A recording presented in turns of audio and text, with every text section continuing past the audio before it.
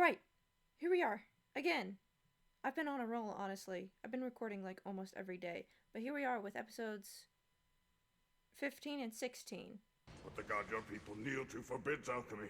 It's modernity's greatest sin. I see your rationale. Alchemy has three parts. Determine the makeup, then break it down and rebuild it as something else. You stop at step 2, so you're saved by a loophole, like killing for a religious cause. But murder's murder, and you're still an alchemist. I only do as this arm instructs me, contrary or not. Says the guy who partook in the genocide, but, well... Did Armstrong stay in the war in this one? I really don't know. I don't remember that. I was about to be like, well, actually, he was like the only one who didn't see it through to the end, but... Hang on. How is that loophole explained?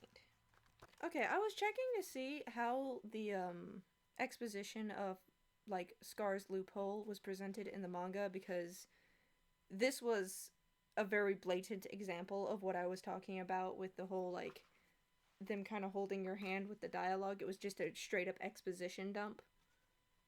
And so I was wondering, I'm like, how is that information presented in the manga? And it's Armstrong realizes that Scar is also using alchemy, and then that kind of like prompts a conversation between like Mustang, Ed, and Havoc, that them sort of discussing between each other the loophole. So it is still a little handholdy in the dialogue, but it's more conversational, and again, that makes it flow a little bit better.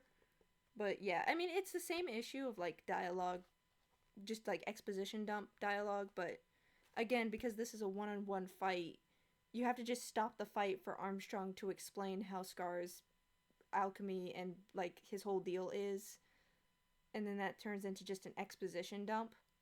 Whereas in the manga, because there's multiple people around, it becomes more of a conversation and flows a little more naturally. So yeah, again, manga is still dialogue that's exposition dumping. It's just flowing a little more naturally, whereas here it was like, okay, we're literally just stopping the fight so you can explain to the audience what's going on. Cool. But that's kind of what happens when you change how the scene plays out. I don't know. I think I would have rather them just leave, like, Scar's deal a little bit more of a mystery for a bit longer until they could, like, convey the information in a more natural way. But, you know, it's not a big one, but I was like, this is a great example of what I was talking about with the dialogue, just, like, spoon-feeding you everything. Which there's ways to do that that feel natural. Like I said, that's what the manga does in this moment. It's presented in a way that it makes sense for the characters to be saying what they're saying, versus this, where they just stop the fight to explain to the audience what's going on. What about Gron? We found him on the road a few blocks up. Let's just say there'll be some promotions, unless Ironblood can survive his brain turning into hamburger meat. Jeez! But he was the Brigadier General. He was an expert in hand-to-hand, What right? a chill way to say that. The rebellion, right? Ed told me Mustang was sad about that too. Sad But why? about that. That's Ishmael one way started of that putting, war like, for the severely They lost traumatized. lives. But to them, alchemy is a perversion of the world God has given us. The devil's miracle, corrupting man by putting us in Ishbala's place. I will say it's really weird to see Ishvalans with dark hair. I guess this was before they established that white hair was a trait of being Ishvalan. As a result of this collision of views, resistance movements would pop up from time to time. I don't know if I love that. It makes the Ishvalans look like religious extremists. I mean, yeah, they're religious, but that wasn't necessarily what caused the war. But again, they didn't have that information yet. But still, I don't love that depiction of just being like, oh, religion and, you know, the religious people started a war with the scientific people. It's like, oh, okay. Yeah. I don't know if that's just because we're getting the Ishvalan Civil War from the perspective of an Emestrian, and the show is going to recontextualize it later, which would be cool. I would be so down for that, but, like, I don't know. I'm kind of taking issue with this right here. Like, this whole, like... But to them, alchemy is a perversion of the world God has given us. The devil's miracle, corrupting man by putting us in Ishbala's place. Yeah, like, this makes it look like the Ishvalans were the aggressors, and that they were the aggressors because of their religion, and I don't like that. I don't know, it makes me feel a bit weird. Especially because, like, I don't know how in detail I want to get with this. This might be something I save to talk about later, but Arakawa, like, at the very least loosely based the Ishvalans off of the indigenous people of Hokkaido, which were, you know, colonized by the Japanese. And so whenever I see the anime, like, depictions of the Ishvalans, I always kind of have to side-eye it a little bit, because it's always like, well, this was an allegory for Japanese history and the atrocities committed by the Japanese against the indigenous people of Hokkaido, which were called the Ainu tribe. And so whenever, like, the show either tones it down or makes the Ishvalans look like the aggressors or anything like that, I'm always just like, okay, side-eye that a little bit. But it's also just like, why are we making the Ishvalans look like the aggressors here? And especially over religion. That feels weird to me. It was too much, too fast. The military couldn't control its soldiers in the chaos. More fuel for the fire. It escalated into a full-scale rebellion that lasted 7 years. The military couldn't control their soldiers? Okay. Again, bombastic side-eye here. I feel like the way this is being painted doesn't fit to be from Marco's character. Like, I feel like we need this to be said by a character who is loyal to the military, and therefore this weird skewed perception of, like, oops, things just got out of control would make more sense. But I'm like, okay. I don't think they were trying to control their soldiers. But again, it could very much be that O3 is going to recontextualize all of this later on in a way that makes sense, which would be cool. Like, I'm totally down for that if that's what they're doing, but I'm just going off of the information I am presented right here in this moment, and I'm kind of side-eyeing it a lot. Until the Fuhrer had had enough. He sent in the problem solver. Who the fuck is this guy? This guy right here. I want to know more about that guy. He's got the coolest hair. You should give me that hair.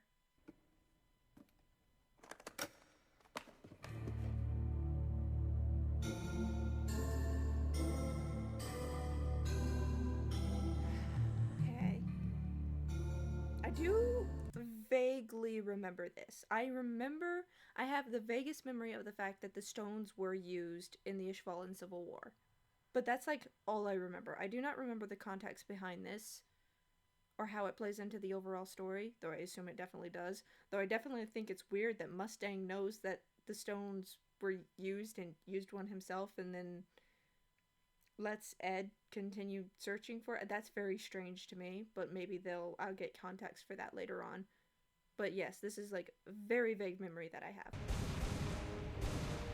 Not this fucking guy again. Please.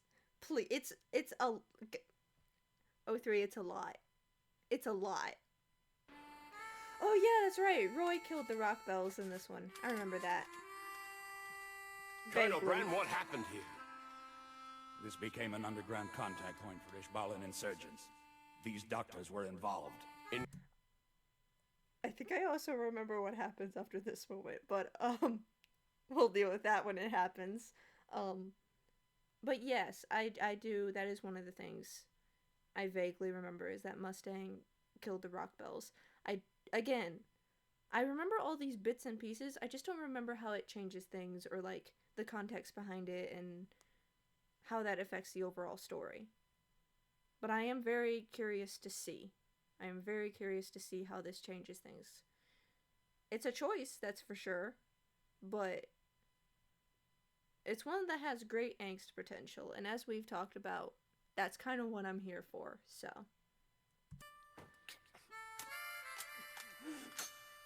Stop that!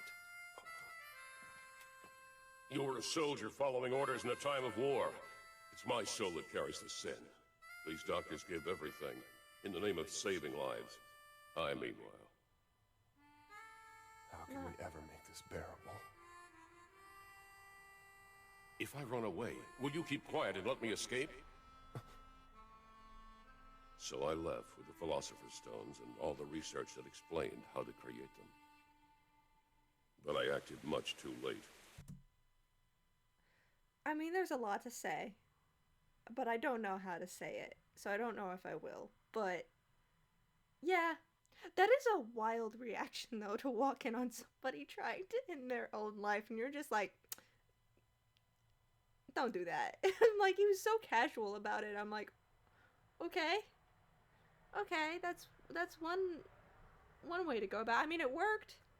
Good for you, I guess. That one's hard. That one's hard to talk about. I'm not sure if I'm really the best person to talk about it.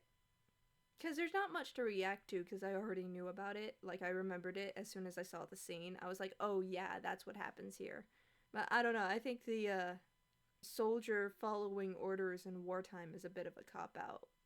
I don't know, it's hard, like, because I always say, like, I'm trying to avoid constantly comparing and criticizing based on comparisons and stuff like that. But it's just, like, I think in this one instance, I do have to say, like, the one thing I appreciate about Manga Hood and the way it handles Mustang's character and the State Alchemist and stuff is that, specifically with Mustang, I was just following orders isn't a valid excuse. It's not a valid reason for what happened, for any of the stuff that was done. Hawkeye, like, that's what the whole conversation between Ed and Hawkeye about Ishval is about. Is, like, that's ultimately, like, he's like, oh, but it was the homunculi who started it, and you were just soldiers, and Hawkeye's like, it doesn't matter, we still chose to do it. We still chose to follow our orders. We could have disobeyed. We could have deserted. We could have done other things, but we didn't. And also, I'm like, I need more context. I think that's the main thing before I really say anything serious about all this stuff. It's like, I need to know how O3 is going to recontextualize Ishval before I make any solid judgments on it. So far, I'm a little on its depiction, but again, I think I just need to wait and see. The people of Ishbal had largely been exterminated. I heard that our military let only a handful survive. That's a nice way of saying genocide. Though I do wonder if that's intentional, because they do that in Brotherhood too. I know Mustang calls it a genocide in the manga. In fact, I think I have that manga right here. Let me find it. Yeah, he calls it an all-out genocide campaign. So in the manga, they do outright call it a genocide. But in Brotherhood, they also say extermination. So I wonder if that's a bit of intentional commentary? You know, toning down things? Or, heck, maybe it's the shows themselves falling prey to the commentary that the manga is making. It's granted, but that's no reason for him to come after you. He wants revenge. What the fuck is Ed saying? First of all, I genuinely, like, I mean that in two ways of, I am struggling to understand what he is saying at the beginning of that sentence. But second of all, Marco absolutely had something to do with it. Like, even if he deserted, he was still involved. Like, Scar's anger is justified. Maybe not the murder, but the anger is justified. Also, Ed should be more annoyed at the fact that Scar is after him as well, which is what happens in the manga. But, like, regardless of the manga irrelevant here. If the legitimate argument is that he shouldn't go after Ed, because Ed had nothing to do with it. Marco had everything to do with it. It doesn't matter that he deserted, but also, like, the anger is definitely justified. I don't know what Ed is saying here, both literally and figuratively. He's a fraud. He's on a tirade of personal vengeance, and he hides behind this excuse of God's will so he can claim it's noble. Still, if someone took you away from me, brother, I think I might do the same thing. Damn! Isn't that equivalent exchange? No! That's not how the principle works. Haven't you learned that yet? Destroying lives doesn't bring lives back. We all just need to live and be content while we can. Now Ed is making sense, and Alphonse is, like, coming out of left field. I am kind of here for it, though, because Alphonse is a little unhinged, and I like it when they let him be a little unhinged. But also him being like, that's equivalent exchange. I'm like, huh? That was crazy. That was kind of wild. I just did a complete flip with Ed there. For one moment I was like, what the fuck are you talking about? Now I'm like, yeah, Ed, I'm on your side. This was crazy. Come here. Oh, that was sweet. Oh, that was a good moment. Whoa. Dr. Marco, that was why good. don't you let us hide you in our hometown for a while? Okay, why didn't you just shoot him? That's far enough.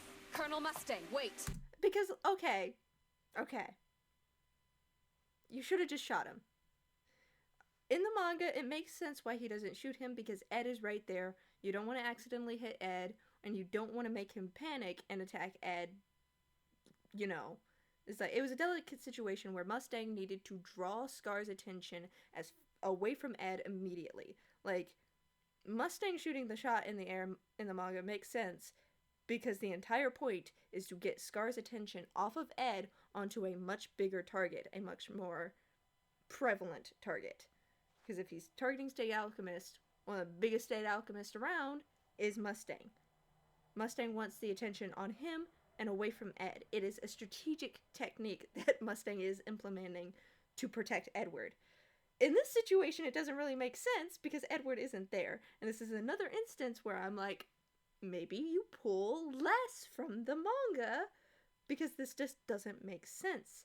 He had a clear shot. He was able to get a shot off. He should have just shot Scar. Again, I really think the show would be better if it pulled less from the manga. That is something I'm realizing it here because they do these things and I'm like, well, that doesn't make sense in this context. You shouldn't have done that. I think they're not the greatest judge of what should be kept from the manga in small moments like this. I'm starting to realize that. I have to point that out because in this context it makes no sense for Mustang to shoot the gun into the air. It makes sense in the manga, but it doesn't make sense here. He should have just shot Scar. He had the opportunity to do it. Or let Hawkeye do it. Her name's literally Hawkeye. Her thing is that she's a sharpshooter. You should have just let her get a shot off. There's literally no reason not to in this context, in comparison to the manga where there was a legitimate reason not to fire a gun directly at Scar. Fire! Whoa! He just fucking He's ninja certainly climbed that fast. shit. After him, now! By clasping your hands, you make an array with your body and circulate the alchemic reaction within. I know your secret, and without this sinful arm, you can't transmute quickly. That is your weakness. You know, and the time he's been yapping, you probably could have gotten your hand away from him. I'm just saying. Back in the tunnel, you told me you lost your older brother. Died in Ishbo, right? Correct, Fullmetal. He was killed by a state alchemist.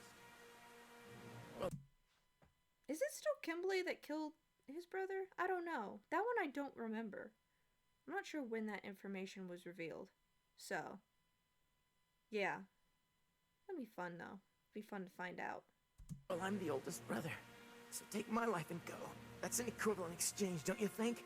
No? No! What are you It's talking not? about, brother? You just said yourself a life doesn't equal a life! You stay out of this, Al. I'm doing what's fair. No, He's you're not not. a state alchemist. I should be enough.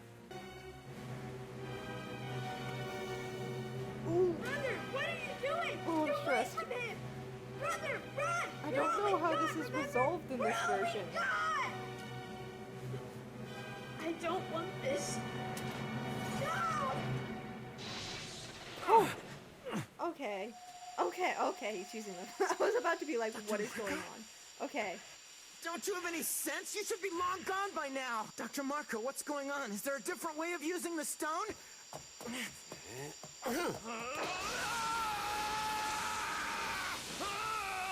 Okay?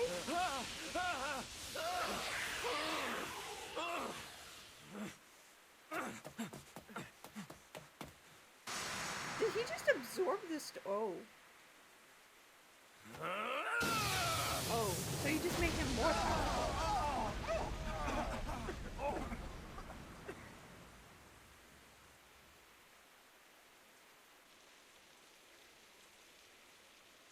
The classic sewer escape. Don't follow him. Damn it, I was about to jump in. Nice mess. Is it over yet? You know you could try to help while you're here, Hughes. Lay off. I'm as normal as they come, and this is a contest of freaks. What do you want me to do? Fire my slingshot at him? I love how sassy Hughes is in this one. Say something, Al. Are you still with Punch me? him. Let's go. Do it. Idiot! Hell yeah. I have orders to take Marco into Fuhrer Bradley's custody. He assures you that the doctor will not come to harm. But... yes, of course. Marco, That don't. sucks. It's like I told you, Ed, I can't go with you. Your hometown is not a place where I could ever be welcome. Why not? The 2 doctors that we executed in Ishbal, their names were Rockbell. Oof. Okay. Revealing this information very early on. Let's go. Kinda want to see how this affects things.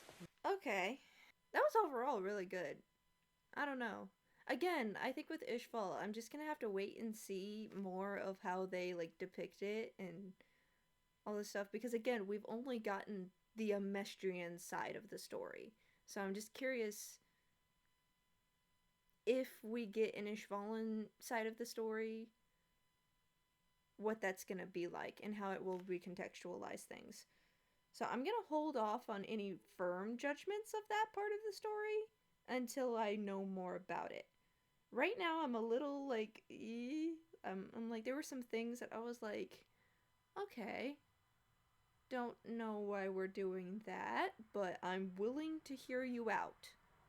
I will be patient and see. I am curious, like, because I don't entirely know if Marco, like, if the implication was that Marco told Ed that Mustang was also involved in the death of Winry's parents, or if Ed thinks it's just Marco. So I'm curious if Ed does know that Mustang was the one who did it, and if so, does that affect anything between them? I'm very curious about that. Alright, episode 16. I think we're about to head to Risenbull. Like, we're gonna do the whole Winry getting their automail fixed and stuff. So, always excited for that because I love Winry. So yeah, let's do it. Good luck, soldier. I hope you find your man. Smash. Look, Fury agrees.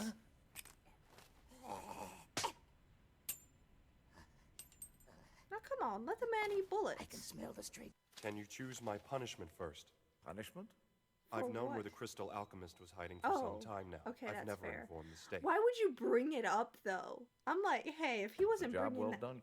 I'm just saying, if he wasn't bringing it up, I'd just be like, why is bro snitching on himself? I'm sorry, if I was in that position, I'd just be like, well, if he's not gonna bring it up, I'm definitely not. This life has been hard on Marco, and I wanted to make it up to him. I doubt that. You see, I came out fine as ever. Aww, that was a good moment. Anyway, I have to take some leave now. I'm going back to my mechanic. You know the one, don't you? Sure, Ed, Oh, how that could was I forget? pointed. I saw you in her house, unconscious with that same stump of an arm you have now, bawling in your sleep. It hurts. I'm gonna pee my pants. So tough. Wow, So, where are you gonna go once you're that fixed? was a wild interaction. Hold on, I gotta watch that again. I'm going back to my mechanic.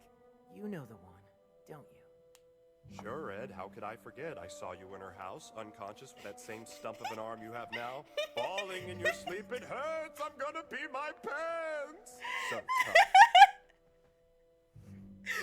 No, hang on, So, hang on. Stump of an arm you I have to take some Ah, leave now. shit. I'm going back to my mechanic. hurt. No, I think Hawkeye's face is what really sells it, because that's me right now. I'm just like, what the fuck are you saying? But also, that was wild, because was Ed saying that to Mustang to be like, I know what you did? Was that Ed's moment of being like, hey, I know what you did? And Mustang just completely blew him off? Because if so, that's insane. Mustang, you are a deranged man for that one. Just what did Ed do to deserve this level of mocker? No, that was like, I don't know why this, oh, wow. When I was sitting here like, how is all of this stuff with the rock bells gonna change Edward's interaction with Mustang? That was not what I was expecting. Okay. That was an insane first interaction for them to have after the reveal that Mustang killed the rock bells. Absolutely crazy. Cool. Let's move on. You can't call us children! Al, why don't you stick up for us here? That's the first time anyone's treated me like a kid since I've been in this armor. Thank you. The train leaves soon. Hell Edward yes. knows Anything that We'd makes better go Alphonse pack our happy bags. is good in my book. He deserves all the good things in life. Newspaper? I've got tea too. Oh, wow. Hey, I've got a message from Roy. You mean the Colonel? He said, "Don't die under my command. You're enough of a pain without the paperwork." That was it. Tell him, fine, there's no way I'm dying before you do, you morally bankrupt Colonel with a god complex. Tell him to take this gorilla escort here off my hands, too. In the manga, hang on, that joke, he just like straight up curses him out. Okay, he does still do the I never die before you thing, but he calls him like, it's literally censored in the manga. You blank idiot. So I'm guessing he's saying you fucking idiot. So yeah, in the manga he's just like, understood, I'd never die before you, Colonel, you fucking idiot. And Hughes is very amused by that. His response is, they say that the ruder you are, the luckier you are. In that case, you and Roy are gonna live forever. That's incredible. But yeah, Ed just straight up calls him a fucking idiot in the manga. It's great. 3 years ago, we found the remains of a young girl who'd been changed into a chimera. I'm sure you remember. Yeah. Nina. The way she was torn apart. Turns out it's identical to how Scar's been killing people.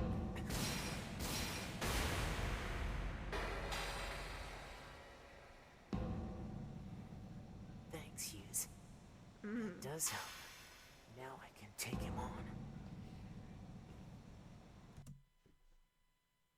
So we have a cycle of revenge thing here. I'm actually kind of into this, actually. This sort of like... I gotta stop ragging on episode 4, but I immediately thought, like, well, he's already got one kill, you know? He's already got a taste for blood. Might as well embrace a darker side of Edward. But I'm kind of into it. I'm kind of into, like, a vengeful Edward. What would that be like? Ooh. I'm excited for this now. See you in Central. I'll apply for permission to browse through the first branch without restrictions. This Don't poor mind the kid, left-handed like, salute. why is this kid even here? You're going to Central First Branch, or something like that. You mean the first branch of the library in Central? Oh. Now give me back my sister. Holy shit! Please, forgive me. That was insane. Hey, Al? Al? Al! Al! You there? Al! Major problem. You lost They him. mistook Al for someone else's cargo and they dropped him at the last stop. We'll turn around at the next station. Are you crazy? I can't wait that long. Yes, Do you it. can. Do it, Ed. Jump out. Get Just... off my back! Oh, oh no. Oh. Is this gonna be another concussion? Hospitable. Okay, he wasn't knocked out by it. He was knocked in the head, though. So, hang on. Unconscious counter, we have 3. Concussion counter, we have 2. And knocked in the head, I think we have 4? Because we have the statues in Lior,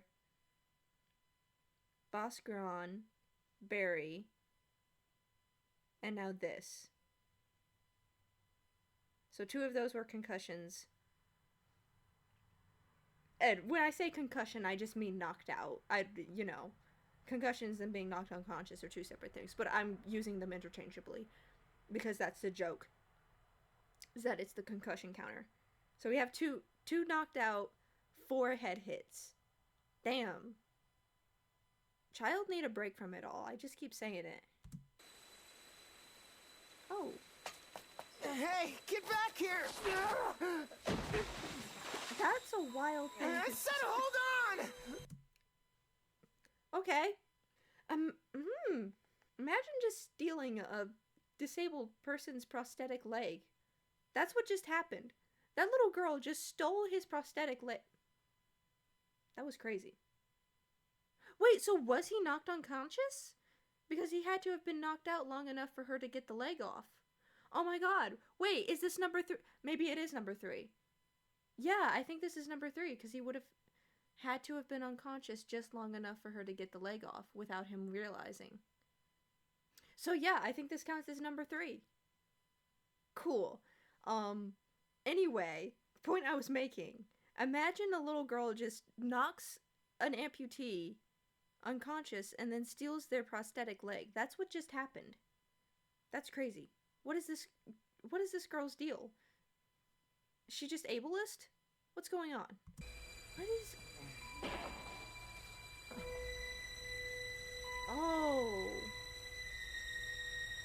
Okay. That explains it. I understand now. Boss Poe said if I wanted to be like him, I should go prove I'm a man and rub out a couple of guys. So I told him I'd lay it. Oh, what? Rub out a couple of guys? That was an insane way to say that sentence. Hey, homie, I'ma just go rub out a couple of guys. Like, what? I know what he meant, okay? Don't get me wrong. I know what he meant. But that is not what that means. Not today. Okay, maybe it meant that back when this was written. I don't know. That might have meant getting a fight back then. But that's not what it means now.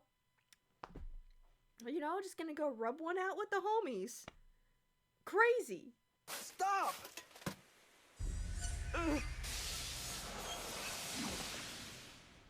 I am the cursed wormy arm. I am the cursed demon armor.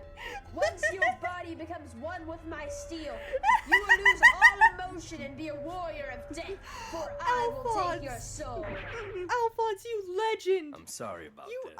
Icon. It's been tough on... Shut the fuck up. I don't care about anything you have to say. Alphonse is the best character, objectively speaking. Legendary. That was legendary behavior right there. Oh my god, that was so funny. What an icon. God, they're letting Alphonse be so unhinged, and I am here for it. I love it when Alphonse is a little bit unhinged. Good for him. Good for him. I appreciate the offer, but I don't need a fake leg. Okay. Hey, don't knock it. It's handy once you get used to it. Probably so, but that's not the point. There are more useful things than walking. I'd rather keep my leg the way it is. Ah, fair enough. His choice. Yeah, good for him, honestly. It's true I've lost my leg, but I've gained something in return. Something much more important. Equivalent exchange. Quiet. Peace of mind. That is... The chance to live with my grandchildren and watch them grow. Yeah. It's only after we've given something up that we obtain the thing we really want. Isn't that the way of the alchemist? Yeah, that's right. But what about all those men who went to war and came back in one piece? That's the whole dream of a soldier, right? Those people who came back without a scratch have lost something just as real. Yeah. Even if it's something you can't see on their skin. Looks like you've had your share of losses yourself. Surely you've gained something back. You do believe in equivalent exchange, don't you?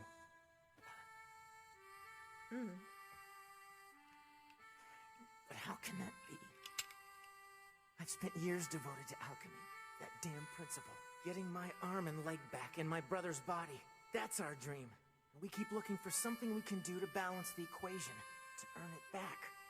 But I've never turned it around the other way. Where was the equivalency then? What have we ever gained for our losses?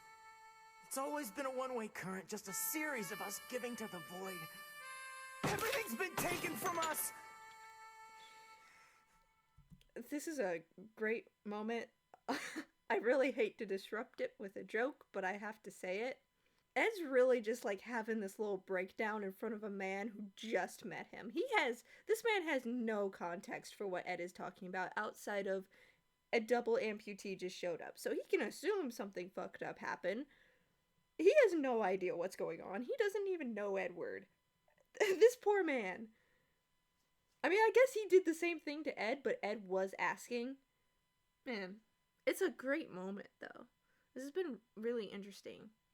And I can also see what it's setting up. I think it's setting up for Ed to kind of get to the point of being able to look past what Mustang did. I feel like that's what this is setting up for, which is cool, I guess. I'm kind of into it. As far as filler goes, this has maybe been one of the better ones, definitely. I don't know if I'd say it's the best written one, because Bury the Chopper is a pretty good one. Though, honestly, that doesn't even entirely count as filler. It's filler in the sense that it's, the technical definition of the word, which is stuff that wasn't in the manga. But for the context of 03 and the overall story of 03, the Bury the Chopper episode is a crucial episode. But this is like an episode you could skip, and you wouldn't miss any of the story. And I think of those, this is maybe the best one. So far, anyway. Something crazy could happen in the last, 4 minutes that completely changes my opinion on it. But, yeah, this was a really good scene. It's still going. I need to see the rest of this. A dream to get everything back the way it was. But once you have it, what will you do with your life? The pleasure of a dream is that it's a fantasy. If it happens, it was never a dream. Whoa. Damn.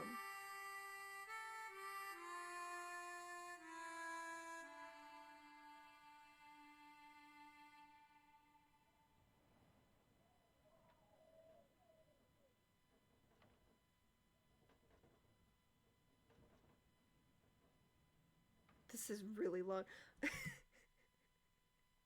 So, one thing I have thought, I haven't said it, but it's in relation to the whole, hand-holding dialogue that spoon-feeds you the information. One thing to know, is sometimes silence speaks louder than words. Sometimes just letting things be silent is the better way to go. And that says more than any words you could put in that moment. This is one of those moments. Maybe dragged it out a little too long. That was some really long-lasting silence. But it was a moment that needed silence. And, props to 03. This scene is being very well delivered. And that silence was powerful. You're aware that you reek of sheep, right? It's disgusting. Well, excuse me for being cargo. I'll wash up at Panako's house. You happy? I love Al's attitude. You remember when Colonel Mustang showed up at Risenbowl at the Rock Bells? Yeah. He said he came in response to one of the letters we sent. Sure, I remember. He said he was looking for Dad. Yeah, well, you think that was his actual reason? Or was he coming for something else? Holy shit. Oh! Major. I was worried about you. It's my fault. What's the matter? Sorry, Major. About earlier, what I said. Yeah. And, oh man, I didn't even think about the Armstrong situation. I kind of forgot about what he said to him. But yeah. Though I kind of wonder what this is setting up with Mustang. This little conversation that Ed and Al just had about Mustang. That's really interesting to me. That we're kind of laying some seeds of Mustang's true nature and why he was there. This is a really good episode. Oh man, this is exactly what I've been missing. This dialogue is so good. Yo, bro, for real though, this episode I think understood the assignment. in terms of writing dialogue. This is exactly what I've been wanting. It's like the issues I've been having with the dialogue and stuff. This episode was like the conversations flowed naturally. They made sense. They let silence be silent. They let the silence speak for itself. They didn't spoon feed you every theme and moral. They gave you enough to understand. And specifically, they gave the characters enough to understand. I think that's where a lot of dialogue issues come from, is when the dialogue is there to explain it to the audience, not the character. But this dialogue, every bit of like exposition-y dialogue and all this stuff, was to help the characters understand something. It was to help Edward understand. And in turn, it helps us, the audience, understand. But it never felt like the characters were saying things so we, the audience, would understand it. It was always about the characters in the moment. Man, this was a good episode. I'm gonna have to like look back over some of this dialogue, because I was kind of into this. If we don't catch it, we'll have to wait till noon tomorrow. Come on. Hey, what are you doing? Time to sprint. Hell This yeah! method of short-distance running has been passed down the Armstrong line for generations. Hell yeah! I'm gonna be sick. Dude, this was such a good episode. I wasn't sure at first, like when I realized it was another filler and that we weren't actually getting to Winry in this episode, I was a little disappointed. But it turned itself around pretty crazy. That like second half of the episode specifically, when Ed, you know, found his way to the old man and was talking, like, this entire like second half of the episode was literally so good. Yeah, hang on. I kind of want to like watch this scene again. I can never let myself forget what I saw there and what I did. This leg's my constant reminder. When I look at it, the whole thing comes rushing back. That's your reason? You don't want auto mail that could make you functional just so you can wallow in your guilt? That's not the only reason. So, my immediate thought there, I had a thought and then I realized it doesn't really apply because this doesn't happen in 03, but it happens in like Mangahood. But you could apply, like, again, remember what I said early on in the reaction series of like building your own canon and stuff like that. Like, they don't have to exclude each other. This is an episode, or like this scene, like this interaction, by all accounts, you could just take this on its own and apply it to any version of Fullmetal Alchemist. And when I hear Edward say that, it makes me think of what Mustang says to him in the Mangahood version of stuff when they first meet, and he like pulls him out of the chair and like out of the wheelchair and screams at him and scolds him for everything and all that, like just the whole Mustang. Yeah, because that is kind of like what Mustang says. He's like, you can just sit there, keep wallowing in your own self-pity, or you can do something about it. And that's what kind of like motivates Ed to try, you know? Obviously that doesn't happen in this version, so it doesn't entirely apply, but if we take this interaction out of the context of 03 and apply it to other versions, that is an interesting thing, that's what he goes to. It's true I've lost my leg, but I've gained something in return. Something much more important. Quiet. Peace of mind. The chance to live with my grandchildren and watch them grow. It's only after we've given something up that we obtain the thing we really want. Isn't that the way of the alchemist? So, like, this is, like, he says he's obtained peace and quiet, and it's, like, this is so true, because the soldiers that are still able-bodied have to keep fighting. Like, Mustang is still in the military, Armstrong, Hawkeye, like, all the soldiers that came back able-bodied are still having to serve. They don't have this peace and quiet, but he does. In a way, his losing his leg freed him from the military and allowed him to live his peaceful life. If he hadn't lost that leg, he'd probably still be serving, unless he just was like discharged for some other reason, or deserted, or just straight up quit, or whatever. I don't really know what the specifics of all that would be. But again, it's like this interesting thing. Him losing his leg gave him freedom to be with his family. he lost something, but he gained something that he deems is more important. And if he had gotten automail, it's entirely possible that he would have stayed in the military. It's good. It's good. Good shit. Yeah, that's right. But what about all those men who went to war and came back in one piece? That's the whole dream of a soldier, right? Those people who came back without a scratch have lost something just as real. Even if it's something you can't see on their skin.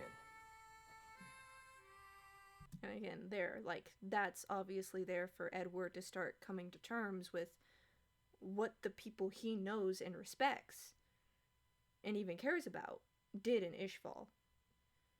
Understanding that it's not like they're heartless. The things were more complicated than that. It doesn't justify or excuse what they did, but it's an understanding. Man, this is so good. Oh, man. Hell yeah. This is, wow. Dude. It's a great moment. Looks like you've had your share of losses yourself. Surely you've gained something back. You do believe in equivalent exchange, don't you? And it's like, in this moment, the thought I had, I didn't vocalize it, but the immediate thought I had was, no, they haven't. They haven't gotten anything back for it. They've only lost. There has been no equivalency to what happened to Ed and Al. And I'm like, whoa. Holy shit. And all this coming from some rando one-episode character, like, damn. And it's like, they don't... And, just listen to the dialogue, because I love this. But how can that be? I've spent years devoted to alchemy, that damn principle. Getting my arm and leg back in my brother's body. That's our dream. We keep looking for something we can do to balance the equation, to earn it back. But I've never turned it around the other way. Where was the equivalency then? What have we ever gained for our losses? It's always been a one-way current, just a series of us giving to the void. Everything's been taken from us!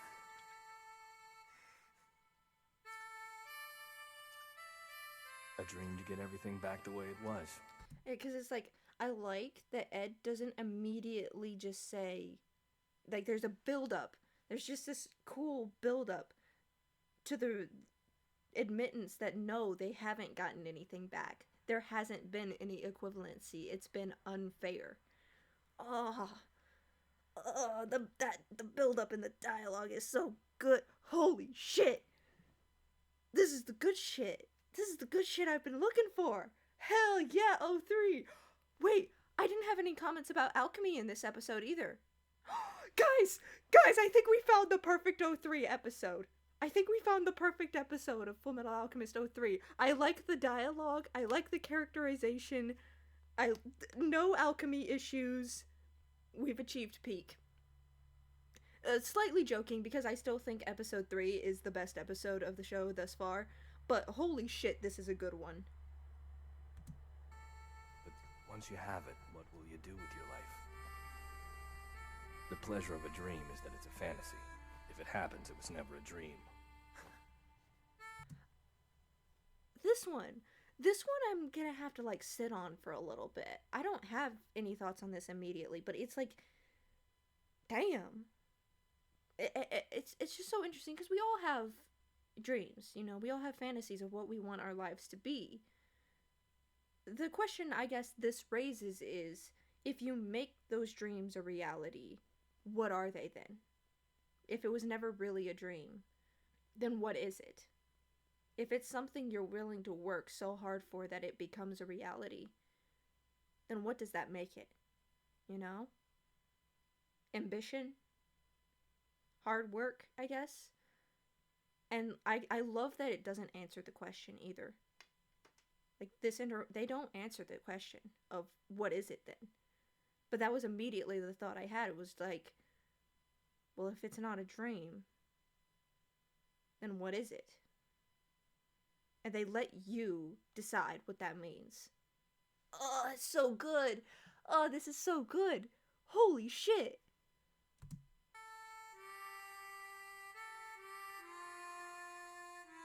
And the music, and the fact that they let the silence sit. Again, a little too long, but still.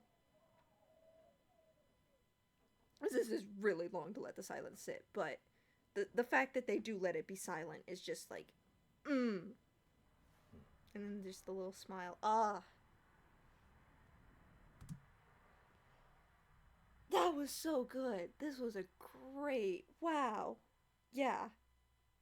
Listen, this is the first time something has happened within an episode that made me have to go like, I gotta go back. We gotta talk about this more. Damn. Holy shit.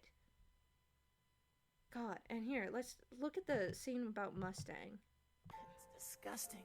Well, excuse me for being cargo. I'll wash it. And it was also a really funny episode too. This one was popping off in every way. You remember when Colonel Mustang showed up at Risenbull at the Rockbells? He said he came in response to one of the letters we sent. Sure, I remember. You said he was looking for Dad. Yeah, well, you think that was his actual reason? Or was he coming for something else? Sowing the seeds right here. Yeah. There's not a lot to say other than I feel like this is sowing the seeds for something in the future. For like future Ed and Mustang interactions and like dynamics and just like putting thoughts in our head without answering the questions. Again, without answering. They're letting us think for ourselves. Oh. This was so good. I want to look at the Ed and Armstrong interaction from earlier too. No, this was the insane. Oh yeah, this was the where I forgot all of this happened within this episode. Okay, admittedly the first half of this episode was pretty wild. But okay, that's the Marco stuff. I forgot all of this happened within this episode. Whoever, like, the whole town section. Ah, shit. Hang on. My phone's about to run out of battery, so I don't have that much longer to talk about this, but this whole town section was just really good. The ability's been passed down the Armstrong line for generations. How can you act so casual? It's too dangerous. We can wait here. None of you can understand us. We don't operate like you. What's that mean? So, like, when Ed said that, my initial thought was, like, that was the most teenager line ever, which I like. That's not in a bad way, because Edward is a teenager, and having this, like, bratty, you don't understand me mentality is what a teenager would do in this circumstances. And I remember thinking that. I was just like, ooh, I kind of like that. I like how irrational he's almost being, because, like, he is a kid. It's good teenager writing, you know? Like, teenagers are irrational, they are emotional, they explode, they get set off by the littlest things that don't entirely make sense to an adult because their minds don't know how to process it all. And so, like, Ed's explosion here, and you, like, thinking back on it, there's this growing tension throughout the episode. You have his little jab at Mustang about the Rockbells earlier, and then, like, you know, then, like, the thing with Nina and Hughes and Scar and all that at the train station, and then, like, his growing frustration with being saddled with Armstrong. He's like, there's this growing tension that's kind of explodes in this scene that starts with Marco telling him the truth about Ishval. It's so good. Oh man, I'm thinking about all the little details, because even then I was like thinking like the first half of this episode was a little like weird to me initially, like initial reaction, but now that I'm like got the full context and I'm piecing it all together, I'm like, holy shit, I've connected the dots. Wait, this is such a good, I'm gonna implode. I really probably need to stop recording soon because my phone's about to run out of battery, but I don't care. Dr. Marco told us the truth. We know what all of you did in Ishbal.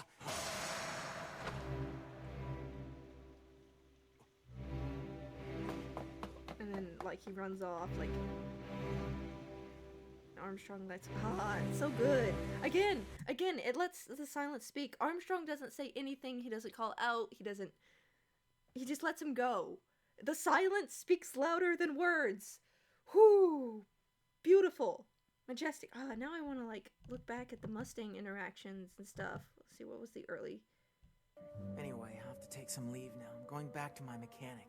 You know the one, don't Yeah. The pointed jab in the building. And the fact that Mustang just blows him off. I don't want to listen to his rant again. It's so weird. But just adding to that tension with Edward, because it's like, okay.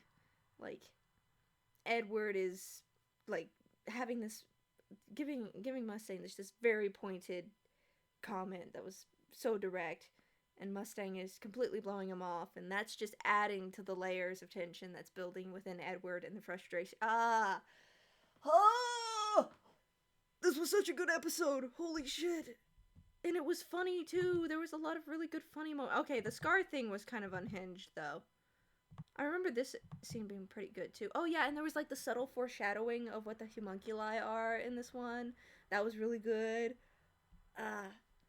Oh yeah, and this whole thing with the kid and Alphonse was really funny. It was kind of weird, but it was funny. I was into it. Like, it was a nice little comedic relief. Okay, yeah, I gotta, yeah. Oh, yeah. Really good. I mean, 2 really good episodes, but this one specifically, holy shit. This was some good shit right here. I'm gonna be thinking about this. I'm gonna be up late thinking about this episode now. This has just set the bar so high. I'm sitting here like, damn, you've done fucked up O3, because now my expectations are exponentially higher than they were before. Whew, you done fucked up. Nah, I'm still gonna have fun. No matter what, I'm gonna have fun, but this was a damn good episode. And it was an episode that I didn't entirely realize how good it was until I finished it. Like, when I reached the ending and I started to look back on everything, I went to be like, oh, holy shit, this was good.